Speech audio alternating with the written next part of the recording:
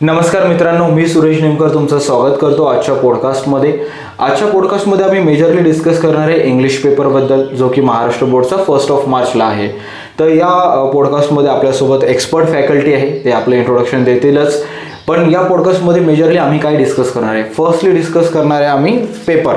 Basically याच्यामध्ये section wise discuss करूयात. म्हणून तुमच्याकडे एखादा टेस्ट सिरीजचा पेपर असेल किंवा शाळेचा पेपर असेल तर तो तुम्ही पॉडकास्ट बघताना रेफरन्ससाठी घेऊ शकता, so that sir point two point तुम्हाला समजून सांगणार आहे. सेकंड पार्टमध्ये सर काही विद्यार्थ्यांनी कमेंट्समध्ये म्हणा किंवा काही विद्यार्थ्यांशी मी इंटरॅक्शन केलं, त्याच्यातून जे डाऊट्स आले ते आपण डिस्कस करूया. आणि थर्ड पार्टमध्ये सर काही तुम्हाला प्रो टिप्स देतील. तर प्रत्येक गोष्ट एक 5 ते 10 मिनिट डिस्कस करू, तर 15 ते 20 मिनिटाचं हे डिस्कशन राहणार आहे. आणि थँक्यू सो मच सर आल्याबद्दल. आणि मला असं वाटतं मी इंट्रोडक्शन दिल्याबद्दल सरांबद्दल सांगण्यासारख्या एवढ्या साऱ्या गोष्टी आहेत, तर सरच आपलं एक ब्रीफ इंट्रोडक्शन तुम्हाला देतील.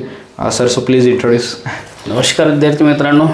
First of all thank you so much Suresh sir for inviting me on your podcast. Thank you sir. I have been conducting classes for the last 20 years and I have produced best result not only from Murshi but also from Maharashtra board. Actually, I always try to give my best to my student. Not only I teach according to syllabus but also I teach according to English speaking point of view also. Okay sir. Thank you. Okay. So sir, तुमचा खूप छान experience राहिला. म्हणजे मी तुमचा result बघत राहतो नेहमी. आणि माझे पुरुष असे विद्यार्थी आहे जे माझे ज्युनियर्स म्हणा किंवा माझे बॅचमेट, म्हणजे आता माझी कोणती बॅच अराउंड 2000चे आहे, तेव्हापासूनचे विद्यार्थी तुमच्याकडनं शिकत आहे. खूप चांगला रिझल्ट आहे तुमचा महाराष्ट्र लेवलवर पण. तर तुमच्याकडनं आपण 1 बाय 1 डिस्कस करूया. जसं आय होप तुम्ही एक सॅम्पल क्वेश्चन पेपर तुमच्याजवळ पण असेल. सो सर, सेक्शन 1मध्ये जसं मी बघत आहे लँग्वेज स्टडी, तर कसं सॉल्व करायला पाहिजे? 8 आणि 2 10 मार्क्स आहे. बघ सूरज, हा प्रश्न थोडा इझी आहे कम्पॅरेटिव्हली. कारण याच्यामध्ये जनरली कसं आहे की आपल्याला अल्फाबेटिकलवर प्रश्न विचारला जातो, स्पॉट डी एररवर विचारला जाते, त्याच्यानंतर सिनोनियम्स वगैरे विचारले जातात, ॲड अ क्लॉज वगैरे विचारला जातो. तर कम्पॅरेटिव्हली हा इझी आहे आणि याच्यामध्ये एक्सेस क्वेश्चन पण असतात. तरी माझ्या विचारानुसार विद्यार्थ्यांनी एक्सेस क्वेश्चनच्या मागे लागू नये. जे आपल्याला 10 मार्क्स मिळतील असे क्वेश्चन सॉल्व्ह करणं हे मस्ट आहे. कारण आपण जास्त जर एक्सेस क्वेश्चनच्या मागे जर लागलो तर ऑब्व्हियसली आपला टाइम वेस्ट होईल. बरोबर. त्याच्यामुळे कसं आहे की हा प्रश्न इझी आहे, या प्रश्नाबद्दल जास्त सांगायची गरज नाही. फक्त एकच आहे की समजा ॲड अ क्लॉज असेल, आता फॉर एक्झाम्पल ही बॉट अ मोबाईल आणि आपल्याला दिलं आहे की ॲड अ क्लॉज. आपल्याला काय करायचं आहे की ही bought a mobile which was very expensive, त्याच्यासमोर ब्लँक दिलेली असते. म्हणजे एक मिनिंगफुल आपल्याला क्लॉज त्याच्यासमोर ॲड करायचं आहे. जनरली कसं आहे, कधी कधी स्टुडंटला क्वेश्चनचा अर्थ समजत नाही, मग तो त्या ठिकाणी एखाद्या क्लॉजचं नावच लिहून ठेवतो. पण त्यांनी ॲड अ क्लॉज म्हटलं तर आपल्याला क्लॉज ॲड करायचं. आणि क्लॉज ॲड करताना आपल्याला एका शब्दाने करता नाही येणार, कारण क्लॉज म्हटल्यानंतर नंबर ऑफ वर्ड्स असतात त्याच्यामध्ये. बरोबर. आणि आपल्याला आयडेंटिफाय क्लॉज म्हटलं तर मग आपल्याला क्लॉजचं नाव लिहायचं आहे. बाकी पंच्युएशन, अल्फाबेटिकल करणे, spot the error, fill in the blanks easy आहे क्वेश्चन तो. पण सर्वांनी त्याच्यामध्ये 10 पैकी 10 मार्क्स निश्चितच घ्यावे आणि ते खरोखरच मिळू शकतात विद्यार्थी मित्रांनो. ओके, ग्रेट, चालेल. आणि आता इथे सेक्शन 2वर येते आपण टेक्स्च्युअल पॅसेजमध्ये. इथे मी बघत आहे तर 2 पॅसेजेस असतात आहे ना, हे सीन पॅसेजेस आहे. तर याला कसं अप्रोच असलं पाहिजे, कारण 10 and 10 20 मार्क्स आहे, सो वेटेज जास्त आहे. पॅसेजला थोडं थरली रीड करावं लागेल. आणि याच्यामध्ये A1 A2 A3 A4 A5 असे क्वेश्चन्स राहतात. तर जनरली याच्यामध्ये A3 जो आहे तो व्होकॅब्युलरी टाईप क्वेश्चन असतो. याच्यामध्ये कसं राहते की सिनोनियम्स राहते, अँटोनियम्स राहते, आणि ते पॅसेजमधून आपल्याला शोधावं लागते, सर्च करावं लागतं. थोडंसं त्याला वेळ लागतो, बाकी काही नाही. आणि A4 हा ग्रामरचा क्वेश्चन असतो, त्याची इन्स्ट्रक्शन जी आहे ती ब्रॅकेटमध्ये दिलेली असते. आणि बघा विद्यार्थी मित्रांनो, ग्रामरला तुम्हाला ऑप्शन राहतील, पण मला असं वाटतं की त्या ऑप्शनकडे न बघता तुम्हाला जर अँसर येत असेल तर तुम्ही त्या अँसर पटकन लिहून टाकणे आणि लिहिल्यानंतर ते आपलं ऑप्शन आहे की नाही त्याच्यामध्ये चेक करणे हे जास्त बेटर राहील. कारण कसं आहे की तुम्हाला जर अँसर येत असेल आणि तरी तुम्ही जर ऑप्शनकडे बघितलं तर त्या ऑप्शनकडे बघून आपलं कन्फ्युजन होऊ शकतं. तर ते कन्फ्युजन जर आपल्याला अवॉइड करायचं असेल तर ऑप्शनकडे बघायचंच नाही, डायरेक्ट अँसर लिहायचं. आणि जनरली ग्रामरची तयारी तर विद्यार्थ्यांची खरोखरच चांगली झालेली असते. आता मीच चांगलं शिकवत असं नाही, ऑल ओव्हर द महाराष्ट्रामध्ये टीचर चांगलं शिकवतात, त्याच्यामुळे विद्यार्थी ग्रामर एकदम चांगलं सॉल्व्ह करू शकतात. ओके, म्हणजे आणि A5 असतो सूरज यामध्ये पर्सनल रिस्पॉन्स क्वेश्चन. ओके, हा. तर यामध्ये कसं राहते की त्याचा आन्सर पॅसेजमध्ये नसतं, आपल्याला काय समजलेलं आहे आपल्याला पर्सनली त्याच्यात आपल्याला मांडायचं असतं, प्रेझेंट करायचं असतं. त्याच्यामुळे या प्रश्नाचा आन्सर लिहिताना विद्यार्थ्यांनी शक्यतो पॅसेजमधल्या लाईन्स लिहू नये.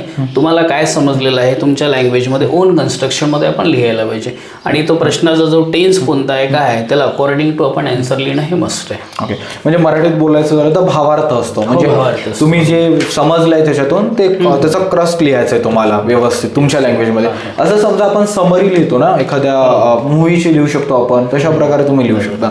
पण असं नका करू की पॅसेज मधलंच ते ॲज इट इज लिहाल तुम्ही, मार्क्स मिळणार नाही असं सरांचं म्हणणं आहे. चालेल सर. आणि सेक्शन 3 मध्ये जसं पोएट्री बघत आहे मी, याला कसं अप्रोच करायला पाहिजे विद्यार्थ्यांनी? पोएट्रीला 10 मार्क्स राहते. ओके. यामध्ये पहिल्यांदा पोएमच्या लाईन्स दिलेलं असतात, त्याला अकॉर्डिंग टू क्वेश्चन राहते. ओके. आणि त्यानंतर एक ॲप्रिसिएशनचा क्वेश्चन असतो, त्याला टोटल 5 मार्क्स असते. ॲप्रिसिएशन मध्ये त्यांना ते पोएमची थीम लिहायची असते, सेंट्रल आयडिया, त्याला 2 मार्क्स राहतात. आणि त्याच्यानंतर फिगर ऑफ स्पीच वगैरे लिहायचं असते, राईम स्कीम लिहायची असते. आणि इझी जातो तो क्वेश्चन, फारसा काही कॉम्प्लिकेटेड नसतो. म्हणजे त्याला जर रीड केलं व्यवस्थित तर तो सॉल्व्ह करू शकतो. एवढं टफ नाही आहे. आणि इथे सर हे मार्किंग कसं राहतं? Title, poet, rhythm, theme.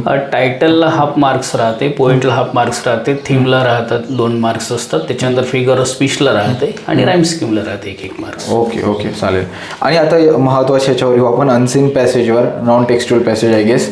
तर इथे विद्यार्थ्यांचा टाइम पण खूप कन्झ्युमिंग असतो, कारण हे बुकमधला नसतो, आउट ऑफ द बुक असतो किंवा आउट ऑफ द सिलेबस असतं. याच्यामध्ये कशी विद्यार्थ्यांना 10 आउट ऑफ 10 मार्क्स घेता येईल? किंवा त्यामध्ये तो पॅसेज त्याला थोडा 2-3 वेळा वाचावा लागेल. आणि कारण तो न आलेला असतो, आउट ऑफ सिलेबस असतो, तो अनसीन पॅसेज राहतो. आणि त्याच्यावर A1, A2, A3, A4 असे क्वेश्चन्स राहतात, पर्सनल रिस्पॉन्स वगैरे सर्व ग्रामरही त्याच्यावर राहते. थोडंसं त्याला वेळ लागेल पण सॉल्व्ह करू शकतो, पण फारसं काही कॉम्प्लिकेटेड नसतो. त्यानंतरचा जो प्रश्न असतो समरीचा, तो थोडा कॉम्प्लिकेटेड राहतो. कारण जनरली कसं आहे की जर पॅसेज 200 शब्दांचं असेल तर आपल्याला समरी जी आहे ती 70 ते 80 शब्दांमध्ये लिहायची असते. बरोबर. पण असं नाही की त्याला फक्त पॅसेजला शॉर्ट करून लिहून टाकायचं बा, हे तर मग आपण अर्धा केलं की झालं बा, असं नाही होत. तुम्हाला ते इम्पॉर्टंट पॉईंट्स जे आहे त्याला कन्सिडर करून ते 70 ते 80 शब्दांमध्ये आपल्याला ते करायचं असते. Okay okay. हे एक महत्त्वाचं समरीमध्ये थोडंसं, कारण 5 मार्कची येतं समरी. हो 5. हां, तर म्हणजे चांगले मार्क्स आहे, तुम्हाला व्यवस्थित लिहावं लागेल ते. राईट. आता येऊया सर सगळ्यात महत्त्वाच्या सेक्शनवर, रायटिंग स्किल. कारण मी जेवढे कमेंट्स बघितल्या, ज्याही विद्यार्थ्यांशी डिस्कस केलं, त्यांचं सगळ्यांचं डाऊट्स आहे रायटिंग स्किल. तर मला असं वाटतं इथे थोडा वेळ लागला तरी चालेल, पण तुम्ही हे व्यवस्थित सांगा विद्यार्थ्यांना. रायटिंग स्किलला सूरज हे 25 मार्क्स आहेत. आणि त्यामध्ये लेटर रायटिंग आहे. लेटर रायटिंगमध्ये इन्फॉर्मल आणि फॉर्मल असे 2 ऑप्शन असतात. तर जनरली असं आहे की माझं असं म्हणणं आहे की फॉर्मल लेटर जे आहे तर त्याला आपण जास्त प्रिफर करायला पाहिजे. त्याला रिझन असं असतं की आपल्याला सुरुवातीला भरपूर लिहावं लागते. फॉर एक्झाम्पल कोणाला लेटर पाठवत आहे, टू समजा फॉर एक्झाम्पल क्लास टीचरला पत्र पाठवत आहे आपण, 2च्या खाली क्लास टीचर, ते स्कूलचा नेम वगैरे, त्यानंतर सब्जेक्ट लिहायचं असतो आपल्याला, रिस्पेक्टेड सर लिहायचं असतं. जे वरचं जे मॅटर आहे थोडं जास्त प्रमाणात आहे आणि इथेच आपल्याला चांगले मार्क्स मिळू शकतात. आणि it is said in English, first impression is the last impression. Right. आपण जर सुरुवातीला जर व्यवस्थित लिहिलं तर आणखी चांगले मार्क्स आपल्याला मिळू शकते. आणि जे आपलं फॅमिली लेटर असतं, इन्फॉर्मल लेटर, याच्यामध्ये कसं आहे की आपला ॲड्रेस लिहिला की आपण समजा वडिलाला पत्र पाठवत आहे, आपण काय लिहितो माय डिअर फादर, आणि डायरेक्ट लेटर लिहायला सुरुवात करू. त्याच्यात वरचं मॅटर हे थोडं कमी आहे, बरोबर. त्याच्यामुळे माझं असं म्हणणं आहे विद्यार्थ्याला की तुम्ही फॉर्मल लेटरला प्रिफर करा, कारण वरच्या मॅटरमध्ये तुम्हाला मार्क्स हे चांगले मिळू शकतात. आणि बघा थोडं लेफ्ट साईडलाच लिहायचं सगळंच आपल्याला. पहिल्यांदा कसं होतं की आपण पॅरेग्राफ वगैरे करत होतो, आता सगळं आपल्याला मार्जिन पासून लिहायचं आहे. आणि समजा आपण ॲड्रेस लिहिला की त्याच्यानंतर 1 लाईन सोडायची, मग रिस्पेक्टेड सर आणि सब्जेक्ट लिहायचा असतो. आता काही विद्यार्थी तर असे विचित्र असतात की ते सब्जेक्ट म्हणजे पत्राचा विषय लिहायचा असतो ॲक्च्युली त्यांना, की पत्र कशासाठी पाठवत आहे. काही विद्यार्थी काय करतात की सब्जेक्टच्या समोर 2-3 सब्जेक्टचे नाव लिहून ठेवतात.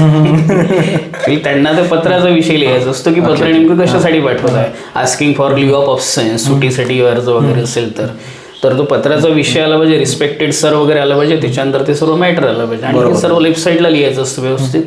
आणि पंच्युएशनला त्याच्यामध्ये महत्त्व राहते, ग्रामर कन्स्ट्रक्शनला महत्त्व राहते. आणि माझ्या विचारानुसार 2 ते 3 पॅरेग्राफमध्ये विद्यार्थ्यांनी ते लिहायला पाहिजे, कारण लिहिलेलं मॅटर हे थोडं मोठं दिसते आणि त्याला मार्क्स थोडे चांगले पडतात मग. आणि स्पेलिंग मिस्टेकला सुद्धा त्यांनी थोडं लक्ष द्यायला पाहिजे. हे झालं लेटर रायटिंगमध्ये. नंतर येतं dialogue writing and speech writing. Dialogue writing हा प्रश्न इझी जातो. त्याच्यामध्ये जम्बल्ड सेंटेन्सेस राहतात, त्याला आपल्याला व्यवस्थित करेक्ट करायचं असतं आणि त्याच्यानंतर ब्लँक्स वगैरे दिले राहते. त्यानंतर मग एखाद्या टॉपिकवर ते पूर्ण आपल्याला कन्व्हर्सेशन तयार करायचं असते. For example importance of sports वगैरे, त्याला 3 मार्क्स असतात. जम्बल्ड सेंटेन्स लाईक राहते, कम्प्लीट द सेंटेन्स लाईक असते, आणि जे आपल्याला टोटल डायलॉग तयार करायचा असतो त्याला 3 मार्क्स असतात. तर ते इझी जाते. म्हणजे फक्त तो सब्जेक्ट जो आहे, इम्पॉर्टन्स ऑफ समजा आपण रीडिंग असेल किंवा स्पोर्ट्स असेल, त्याच्यावर आपल्याला डिस्कशन करायचं. समजा सूरज आणि मनीष दोघं जण जर बोलत आहे तर सूरज काय म्हणतो, मनीष काय म्हणतो. 6 मिनिंगफुल एक्सचेंजेस असेल तर मग तुझे आणि माझे असे मिळून ते 6 सैंदोणी 12 असे 12 सेंटेन्स व्हायला हवे. 3 मिनिंगफुल एक्सचेंजेस असेल तर 6 सेंटेन्स व्हायला हवे. आणि त्याला सुद्धा ग्रॅमरला महत्त्व आहेच आणि स्पेलिंग मिस्टेक ऑब्व्हियसली अवॉइड करायची आहे. हां राईट, चालेल. आणि जे स्पीच रायटिंग पण मी बघत आहे, मग स्पीच रायटिंगमध्ये जसे ते पॉईंट्स दिले आहे, यूज द फॉलोइंग पॉईंट्स, कशा प्रकारे स्पीच रायटिंग चालू करायला पाहिजे? दिलेल्या टॉपिकवर आपल्याला स्पीच तयार करायचं असतं. आता बघ सूरज, आपण जसं मला जर भाषण द्यायचं, मी म्हणतो ना respected sir my dear friends, तसं त्यांना ते लिहिताना सुद्धा लिहावं लागतं respected sir my dear friends. आणि मग त्याला अकॉर्डिंग टू त्यांना स्पीच तयार करायचं असतं. ते पण माझं असं म्हणणार येईल की 2 ते 3 पॅरेग्राफमध्ये तुम्ही तयार करा, कारण मार्क्सच चांगले भेटतात. आणि त्याच्यात असं आपण नाही म्हणू शकत की नेमका कुठला टेन्स वापरायचं, ते टॉपिकवर डिपेंड असते की कुठला टॉपिक आहे. तर टॉपिकला अनुसरून तुम्हाला प्रेझेंट टेन्स, पास्ट टेन्समध्ये पण काही सेंटेन्स असतील, काही फ्युचरमध्ये पण येईल, तर ते व्यवस्थित येऊन जाते. Okay okay. आणि त्यानंतर जो मी क्वेश्चन 6 आणि 2 बघत आहे, A1 and 2, तर याच्यामध्ये कसं राहणार, म्हणजे व्हर्बल अँड नॉन व्हर्बल आहे किंवा या प्रश्नांना कसं अप्रोच करायला पाहिजे? यामध्ये विद्यार्थ्याला मी असं सांगेल की तुम्हाला जर इन्फॉर्मेशनवरून जर डायग्राम बनवायला सांगितली, ट्री डायग्राम, वेब डायग्राम वगैरे, तर तुम्ही त्याला 100% प्रिफर करायचं. कारण डायग्राम बनवायला वेळ कमी लागतो आणि मार्क्स आउट ऑफ मिळतात. म्हणजे 4.5 किंवा 5 आउट ऑफ 5 पण त्याच्यामध्ये मिळू शकते, कारण त्याच्यात आपल्याला सेंटेन्सेस लिहायचे नाही आहे, फक्त डायग्राम काढायचे आणि डायग्रामसाठी माहिती जी इन्फॉर्मेशन आहे ते फिलअप करायची. आणि एकदम स्कोरिंग असा तो क्वेश्चन आहे. त्याच्यामुळे माझ्या विचारानुसार तुम्ही ट्री डायग्राम असेल, वेब डायग्राम असेल, टेबल लिहायचं असेल, त्याला 100% प्रिफर करायचं आहे, कारण मार्क्स चांगले मिळतात. हा, म्हणजे डायग्राम टू पॅराग्राफ नका जाऊ, पॅराग्राफ टू डायग्राम जा. कारण मी पण बघत आहे, तर मला इझी दिसत आहे की व्हिटॅमिन, सोर्स अँड इम्पॉर्टन्स. तर इथं मीच बघत आहे व्हिटॅमिन ए कुठे यूज केला जातो, म्हणजे कशामध्ये सोर्स आहे, तर एग्समध्ये, व्हेजिटेबल्समध्ये, फ्रुट्समध्ये कशासाठी चांगला आहे, तर ते पण इथे मेन्शन केलेलं आहे इझिली. तर तुम्ही लगेच, म्हणजे मी एका रीडिंगमध्ये बघत आहे, ऑफकोर्स तुमच्यासाठी पण इझी जाऊ शकतं मित्रांनो. चालेल. अँड देन नंतर sir question B1 and B2 कसं अप्रोच करायला पाहिजे, लाईक रीड द फॉलोइंग. यामध्ये एक स्टोरी राहते आणि न्यूज रिपोर्ट राहतो. तर न्यूज रिपोर्ट म्हटल्यानंतर झालेल्या इव्हेंटवर, आता फॉर एक्झाम्पल आता आपण सर्वांनी इंडिपेंडन्स डे सेलिब्रेट केलं, त्याच्यावर आपल्याला रिपोर्ट तयार करायचा असतो की तो कसा गेला, कोण गेस्ट होते, त्याचे फ्लॅग होस्टिंग आहे, झेंडावंदन हे किती वाजता झालं, कुठले कल्चरल प्रोग्राम झाले, काय झाले, हे सर्व आपल्याला सांगायचं असतं. आणि शक्यतोवर त्याच्यामध्ये आपल्याला पास्ट टेन्स वापरायचा असतो. Past tense, past continuous, past perfect या टेन्सचा वापर करायचा असतो 100%. आणि बघा, आपलं जिथून न्यूज लिहित आहे त्या गावाचं नाव आणि त्याला लागून आपल्याला डेट पण लिहायची असते, आणि त्याच लाईनमध्ये आपण तो न्यूज रिपोर्ट लिहायला सुरुवात करायची. त्याला पण ऑब्व्हियसली 2 ते 3 पॅरेग्राफमध्ये आपण लिहू शकतो. चालेल सर. त्याला स्टोरी रायटिंग हा क्वेश्चन आहे. तर स्टोरीमध्ये कसं राहते सूरज, ते फक्त एकच लाईन्स देतात. For example, once there was a farmer, okay, बाकी डॉट सोडून पूर्ण स्टोरी तुम्हाला इमॅजिन करून ती लिहायची. ओके. याच्यामध्ये चॅलेंज आपल्यासमोर कोणतं राहते, आपल्याला आपलं इमॅजिनेशन चांगलं पाहिजे, आणि दुसरी गोष्ट म्हणजे आपलं कन्स्ट्रक्शन चांगलं पाहिजे. बरोबर. कारण आपल्याला जर इमॅजिनच नाही झालं, आपल्याला सुचलंच नाही, तर आपण कसं लिहिणार. त्याच्यामुळे कसं की त्या फार्मरने नेमकं काय केलं, काय नाही केलं, आपल्याला काहीच माहिती नसते. म्हणजे त्याच्यामध्ये ते सर्व इमॅजिन करून आपल्याला ते पूर्ण पास्टमध्ये तयार करावं लागते की एक शेतकरी होता, त्यानं असं केलं, तसं केलं. आणि त्या टायटलला पण आपल्याला मार्क्स असतं, म्हणजे आपल्याला टायटल पण द्यावं लागतं त्याच्यात. ओके. त्याच्यासाठी ते थोडी प्रॅक्टिस अगोदर जर केलेली असेल तर ते होऊन जाते. तो क्वेश्चन फार काही असं डिफिकल्ट नाही, कॉम्प्लिकेटेड नाही. ओके. आणि देन लास्ट जो सेक्शन आहे स्किल डेव्हलपमेंट, ज्याच्यात ट्रान्सलेशनवर फोकस आहे.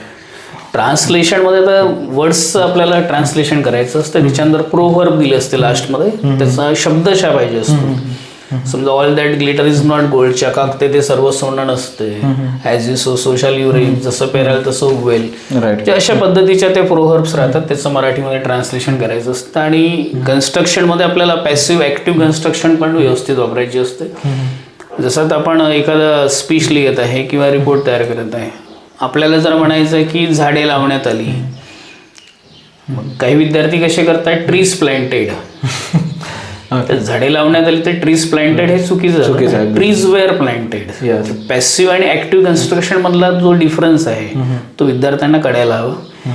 आणि बघा, आता फुल इंग्लिशमध्ये बघ, व्ह्यू आणि काउंटर व्ह्यू असा एक क्वेश्चन असतो फुल इंग्लिशच्या विद्यार्थ्यांना. तर त्याच्यामध्ये कसं की व्ह्यू सेक्शन दिलेलं असते. For example, entrance exam is beneficial or not. Entrance exam he beneficial आहे की नाही, बरोबर. याच्यावर ते व्ह्यू सेक्शन देतात की नाही, चांगलं आहे मग. पण त्याच्यावर आपल्याला काउंटर व्ह्यू करायचं असतं. आता तुला समजा जसं माहिती असेल, स्कूलमध्ये कॉलेजेसमध्ये आपण डिबेट कॉम्पिटिशन घेतो, ते डिबेट सारखं तुम्हाला त्याच्यावर क्रिटिसिझम करायची असते की नाही बा, हे योग्य नाही आहे. त्याला व्ह्यू काउंटर व्ह्यू असा एक क्वेश्चन फुल इंग्लिशच्या मुलांना असतो. आणि त्यांना एक एक्सपॅन्ड थीम पण असते.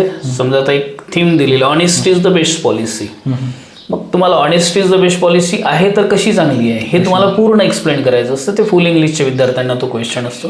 बाकी तो ऑलमोस्ट सेमच असतं. त्यांना पण अनसीन राहते, सीन पॅसेजेस वगैरे असतात. चालेल. तर सर आपण हे तर पूर्ण पेपर एक step by step section wise discuss केला. मूव ऑन टू द काही डाऊट्स आहे, काही प्रश्न विद्यार्थ्यांचे, त्याबद्दल डिस्कस करूया. आता तुम्ही जसं म्हटलं फॉर्मल, म्हणजे हा डाऊट तुम्ही ऑलरेडी सॉल्व्ह केला. फॉर्मल आणि इन्फॉर्मलमध्ये कोणतं लेटर लिहायला पाहिजे? जसं मी सांगितलं जसं फॉर्मल लिहायला पाहिजे ऑफकोर्स. आणि सर एसे रायटिंगमध्ये म्हणा, लेटर रायटिंगमध्ये कोणकोणत्या चुका टाळायला पाहिजे आणि कशा प्रकारे त्याच्यात आउट ऑफ मार्क्स मिळेल? आउट ऑफ मार्क्स मिळवण्यासाठी आपल्याला ग्रॅमॅटिकल कन्स्ट्रक्शन व्यवस्थित आणली पाहिजे आपण, आणि स्पेलिंग मिस्टेक अवॉइड करायला हवी. कारण आपण कधी कधी स्पेलिंगच्या पण चुका करून टाकतो, आणि ग्रामरचं तुला आताच सांगितलं की थोडे सिली मिस्टेक होतात. समजा आता कॅनला लागून आपल्याला V1 लिहायचं तर आपण कधी कधी V2 लिहून टाकतो. ओके. म्हणजे असे छोटे छोटे चुका राहतात, तर ते शक्यतो आपण अवॉइड करायला हवे. ओके. सर जसं तुम्ही थाउजंड्स ऑफ पेपर चेक केलं असेल, एक तुमच्या अकॅडमीचे असो किंवा आतापर्यंत कितीतरी पेपर तुमच्या हातातून चेक झालेले आहे, तर मला तुम्ही सांगणार का की तुम्ही ॲज अ पेपर चेकर काय बघता? म्हणजे तुमच्याकडे जर आता एक 100 मुलांचा पेपर आला, चेक करता तुम्ही, तर कसं तुम्ही काय बघता त्या पेपर्समध्ये? तर बघ सूरज, मी 4 ते 5 वर्षापासून ऑल सब्जेक्टची टेस्ट सिरीज सुरू केलेली आहे. ओके. तर त्याच्यामध्ये ते व्हॅल्युएशन करणारे वेगवेगळे सर आहेत पूर्ण व्हॅल्यूवर. पण आता जनरली फक्त इंग्लिशचे चेक करतो, बाकी वेगवेगळ्या व्हॅल्यूवरकडे जातात. तर इंग्लिशचं पेपर चेक करताना मला तेच जाणवते की त्यांची लँग्वेज जी आहे, प्रेझेंटेशन जे आहे, ते थोडंसं काही विद्यार्थ्यांचं बरंचसं पुअर असतं, आणि ते क्वेश्चन व्यवस्थित रीड करत नाही. ग्रामरचा एखादा ॲन्सर त्यांना माहिती असते. समजा फॉर एक्झाम्पल आता डायरेक्ट इनडायरेक्टचा आपण सेंटेन्स करत आहे, त्याच्यामध्ये आपल्याला 5 चेंजेस करायचे, ते 3 चेंजेस बरोबर करतात, 2 चेंजेस तसेच ठेवून देतात. याने काय होते की पूर्ण सेंटेन्स रॉंग येऊन जाते. ओके. आणि स्पेलिंगच्या चुका करतात. त्याच्यानंतर क्वेश्चन आणि असर्टिव्ह सेंटेन्स याच्यामधला त्यांना डिफरन्स माहिती असते, पण आपण त्या मराठीत म्हणतो ना की समजते पण कळत. त्याच्यासारखं मग ते काय करतात की क्वेश्चनला असर्टिव्हमध्ये करताना, असर्टिव्हमध्ये क्वेश्चनमध्ये करताना तिथे पण थोडी गफलत करून ठेवतात. एखाद्या ठिकाणी क्वेश्चन टॅग करायचं असतो, क्वेश्चन मार्क द्यायचं असतं, ते विसरूनच जातात. आणि क्वेश्चन टॅगचा आन्सर कसं राहते सूरज, की ते तुम्हाला त्याच्यासमोर असतं, सेंटेन्सच्या समोर कॉमा देऊनच ते लिहायचं असतं. राईट. पण काही विद्यार्थी ते खाली लिहितात, त्याच्यामुळे मार्क्स कमी मिळून जाते. अशा काही मिस्टेक आहे त्यांच्या. बाकी आणि सर आता बघा तुमच्याकडे असे 3 क्वेश्चन पेपर असतात असेल, 60 मार्क्स, समजा 60 नाही, 80 आउट ऑफ म्हणू शकतो. एक 50 मार्क्स, 60, 70 और आउट ऑफ 80 आउट ऑफ 80. काय डिफरन्स असतो या 3 टाईपच्या आन्सर शीट्समध्ये? हा, याच्यामध्ये कसं राहते, प्रेझेंटेशन खूप चांगलं राहतं. आता जनरली तुला माहिती आहे की लँग्वेजमध्ये आपण आउट ऑफ मार्क्स नाही घेऊ शकत, जसं मॅथ्स सायन्समध्ये घेऊ शकतो, पण 80 पैकी 78, 79 पर्यंत जाऊ शकतात. तर माझ्या काही विद्यार्थ्यांना 99 मार्क्स मिळाले. 99 आहे म्हणजे त्यांना 80 पैकी 79 आहे. तर त्यांचं प्रेझेंटेशन हे खूप चांगलं असतं, हँडरायटिंग छान राहते, कन्स्ट्रक्शन खूप चांगली असते. हे असं नाही की त्यांनी सुरुवात चांगली केलेली म्हणून नाही, तर ते शेवटपर्यंत त्याला निभावतात व्यवस्थित. आणि जे 60-65चे जे स्टुडंट राहतात यांच्या जनरली कन्स्ट्रक्शन चुकलेलं असतात, आणि लेंथ थोडी ती छोटी वापरतात. समजा त्यांना 3 पॅरेग्राफमध्ये लेटर लिहायचं असेल तर मग ते 1 ते 1.5 पॅरेग्राफमध्येच लिहितील. त्यांना समरी शॉर्टमध्ये लिहायला सांगितली आपण तर ते जास्तच लांब लचक लिहितील. म्हणजे थोड्या काही मिस्टेक ते करतात. आणि जसं आता तुम्हाला सांगितलं की एखादी ट्री डायग्राम काढायची असते, तिथे मार्क्स चांगले मिळू शकतात. मग ते ट्री डायग्रामला प्रिफर न करता दुसराच एखादा प्रश्न प्रिफर करतील, त्याच्यामध्ये मग त्यांच्या चुका होतील. ट्रान्सलेशन करताना जनरली कसं राहतं, एखादा मुलगा ऐकतो दुसऱ्याचं किंवा त्याला असं वाटतं की त्यानं सांगितलेलं करेक्ट असेल, तो त्याचं करेक्ट असलेलं आन्सर खोडून टाकतो, ते लिहून टाकतो. असे काही क्वेश्चन्स हे राहतात, असे इश्यूज राहतात त्यांचे. चालेल. जर आम्ही काही डाऊट्स मिस केले असेल किंवा क्वेरीज तर तुम्ही कमेंट्स बॉक्समध्ये विचारू शकता, नक्कीच सर ते ॲड्रेस करेल. आता लास्ट पार्टवर येऊया सर. तुमच्या काय प्रो टिप राहील मुलांना? ऑफकोर्स तुम्ही म्हटलं 80 आउट ऑफ 80 घेता येत नाही, पण मोर दॅन 75 मार्क्स कसे घेता येईल इंग्लिशमध्ये, त्याच्यासाठी काय टिप्स राहणार विद्यार्थ्यांना? सर्व विद्यार्थी मित्रांना एकच सांगतो की क्वेश्चन पेपर थरली रीड करा, पण रीड करण्यामध्ये जास्त वेळ गमवू नका. पहिला क्वेश्चन आपल्याला दिसला की लिहायला सुरुवात करा व्यवस्थित. प्रेझेंटेशन चांगलं ठेवा. आपलं जे आकडेमोड, खोडताळ वगैरे जे आहे आपल्याला करायची नाही आहे, बरोबर. आणि सीन पॅसेजेस जरी असेल तरी देखील त्याच्यामध्ये आपल्या चुका होऊ शकतात, त्याच्यामुळे सीन पॅसेज पण चांगलं रीड करा. ग्रामरचं सेंटेन्स व्यवस्थित बघून घ्या. आपल्याला पॅसिवाईज करताना तर कसं बघा सूरज, एक सेंटेन्स आहे, he gave me a money, समजा असं आपण म्हणू, ही गेव मी मनी. आता याच्यामध्ये कसं आहे की चेंज द वॉइस अशी ब्रॅकेटमध्ये सूचना असेल, आपण पटकन सॉल्व्ह करतो. पण तेच जर त्यांनी सूचना थोडी चेंज केली rewrite the sentence beginning with I. मी असेल तर आपण आय घेणारच आहे, पण त्यांनी जर असं म्हटलं की rewrite the sentence beginning with I, आपल्याला असं वाटतं अरे काय करायचं याचं. ॲक्च्युली पॅसिव्ह व्हॉइसच करायचं असतो. बरोबर. आणि पॅसिव्ह ॲक्टिव्ह मधला जो डिफरन्स आहे तो आपण चांगला समजून घ्यायचा. कधी पॅसिव्ह असेल तर ॲक्टिव्ह करायचा असतो, ॲक्टिव्ह असेल तर पॅसिव्ह करायचा असतो. इनडायरेक्ट स्पीच करत असताना असरेटिव्ह, इम्परेटिव्ह आहे, एक्सक्लामेटरी आहे, व्हर्बल WH आहे. ते सर्वांचे रूल्स तुम्ही थरली रीड करून घ्या बिफोर एक्झाम. बरोबर. आणि ॲप्रिसिएशनचा क्वेश्चन व्यवस्थित सॉल्व्ह करा. आणि रायटिंग स्किलला आपल्याला 25 मार्क्स आहे. असं नका समजू की तो लिहायचा नाही. काही जे 40-50 मार्क्स मिळवणारे जे विद्यार्थी असतात ना, ते पहिल्यांदाच विचार करतात की अरे वा, रायटिंग स्किल खूप कठीण आहे, मला जमणार नाही, मी लिहिणारच नाही. पण असं विचार करू नका, कारण something is better than nothing. तुम्ही जर काहीतरी लिहिलं तर तुम्हाला काहीतरी मार्क्स मिळतील. 5 पैकी 3 का होईना मिळेल. अर्थात माझं असं म्हणणं नाही की आपल्याला 3च घ्यायचे 5 पैकी, आपल्याला तर आउट ऑफच घ्यायचे आहे. पण तरी देखील एखादा प्रश्न समजा वेळेला अनुसरून आपल्याच्यानं लिहिणं नसणं होत तरी काहीतरी लिहा, कारण आपल्याला मार्क्सचे चांगले त्याला अकॉर्डिंग टू असतात. तुम्ही जर 60 मार्क्सचा पेपर सोडवला तुम्हाला 40 मिळतील, 45 मिळतील. पण 80चा सोडवला तर ऑब्व्हियसली आपला स्कोअर वाढेल. बरोबर. तर माझं तुम्हाला सर्वांना एकच म्हणणं आहे की जरी लँग्वेजचा पेपर असेल, लिहायला वेळ लागेल तरी पेपर पूर्ण सॉल्व करा. सेंटरच्या बाहेर आल्यानंतर अरे यार मला तर पूर्ण सॉल्व करायचं होतं, वेळ नाही पुरला, अशा कंप्लेंट न करता पेपर पूर्ण सॉल्व करा. निश्चितच तुम्हाला 78-79 असा स्कोअर मिळेलच, 100% मिळेल. ओके, खूप छान सांगितलं सर. आणि सर आता एवढं तुमचा पण बिझी शेड्यूल वगैरे राहतो काम याच्यामध्ये, आणि मला विद्यार्थी नेहमी विचारतात की टाईम मॅनेजमेंट कसे करतात, तर थोडं पेपरमध्ये कसं टाईम मॅनेजमेंट करायचं ते तुम्ही तुमचं टीचरवाला रोल सांगून द्या. आता बघा, पेपर सोडवायला बसलो आपण की थोडं टाईम ठरवून घ्यायचं. समजा आता 10 मिनिटामध्ये हा क्वेश्चन व्हायला हवा, तर तुझं नाही झालं तर सोडून द्यायचं, थोडी जागा सोडून द्यायची, दुसऱ्या क्वेश्चनकडे जायचं. एखादा जर क्वेश्चन आपल्याला जमत नसेल, समजा आता एखादा व्होकॅब्युलरी क्वेश्चन नाही जमत, तर आपण विचार करत राहतो. विचार करण्यामध्ये आपले 15 मिनिट आपण गमावतो. त्याच्याऐवजी काय करायचं की जो जमतो तो प्रश्न आपण सॉल्व्ह करायचा. आणि शेवटी ज्या एखाद्या क्वेश्चनसाठी आपण जागा सोडलेली असेल ते थोडं लक्षात ठेवायचं आणि सरते शेवटी त्याला पण आपण सॉल्व्ह करून घ्यायचं. म्हणजे टाईम मॅनेजमेंट जर आपण केलं तर पेपर आपला चांगल्या प्रकारे सॉल्व्ह होऊ शकतो. ओके, ठीक आहे. Thank you sir.